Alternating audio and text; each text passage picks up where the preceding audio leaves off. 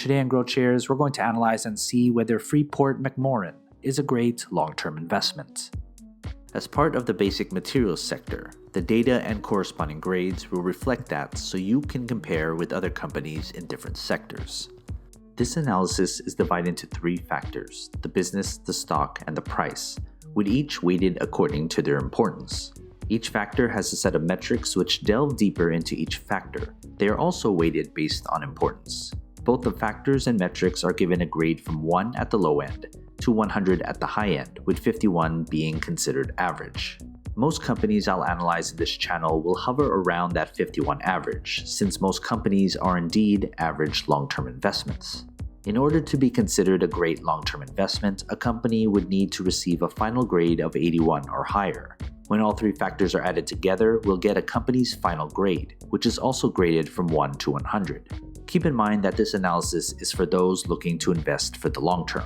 I'm a huge advocate of using data to determine an investment's viability, and wherever it leads, I'll follow.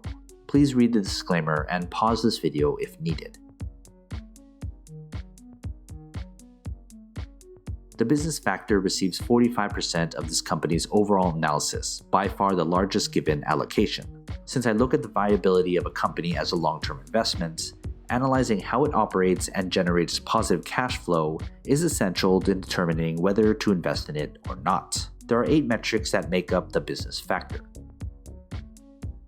These 4 metrics combine for 45%, and they tell us how bright of a future the company has.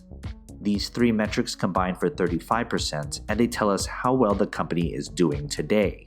And market dominance at 20% tells us how well the company is doing against competitors and potential rivals. If you want to know more about each metric, I have made a video detailing every metric, link in the description below. Here are the grades for each business metric. And here is the company's business grade: 10 and below making it a failed business, and 91 or higher making it an extraordinary business. The stock factor receives 35% of this company's overall analysis, the second most allocated factor. Has the company's stock performed well enough to invest in? This factor mainly deals with what others think the company is worth, based on its market action. There are 5 metrics that make up the stock factor. These 2 metrics combine for 45%, and they tell us how reliable the company's stock is. These 3 metrics combine for 55%, and they tell us what others think of the company's stock. If you want to know more about each metric, I have made a video detailing every metric, link in the description below. Here are the grades for each stock metric.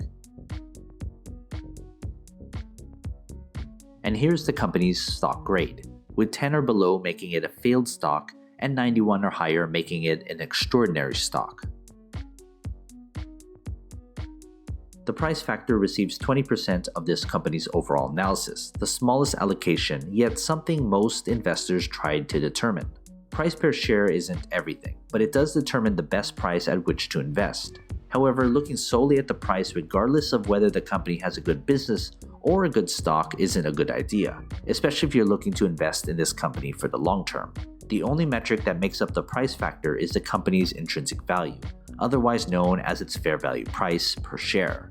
Here's the company's intrinsic value and its price grade, with 10 or below making it expensive, 51 making it fairly valued, and 91 or higher making it a bargain. Before we look at this company's final grade, consider becoming a Patreon member for only $2 per month. As a member, you'll receive a spreadsheet with every grade from every company I've analyzed. It's updated all the time. Go to patreon.com/growthshares or click on the link in the description below. The final grade is the sum of all 3 factors, calculated into a single number graded from 1 to 100, with 10 or below being a failed company, to 91 and higher being an extraordinary long-term investment. Here's the company's final grade and what kind of investment it is. Undoubtedly, you may disagree with this analysis and the grades for this company. Often, owning this stock may give you some bias whether you agree or disagree with this analysis. I look solely at the data and nothing else. There's enough out there to create a narrative and picture of where a company is headed. The grades, factors, and metrics allocation was determined through backtesting and optimal analysis on how to properly look at a company as a long-term investment. I'll be sure to update this analysis if any news or events drastically change the grades I've given this company, so look out for that.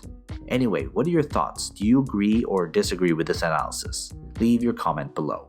If you're looking to advertise your business, product, or service in a future video, you can email me here. In order to filter out spam, write this phrase as the title of your email. And as always, take care of your money.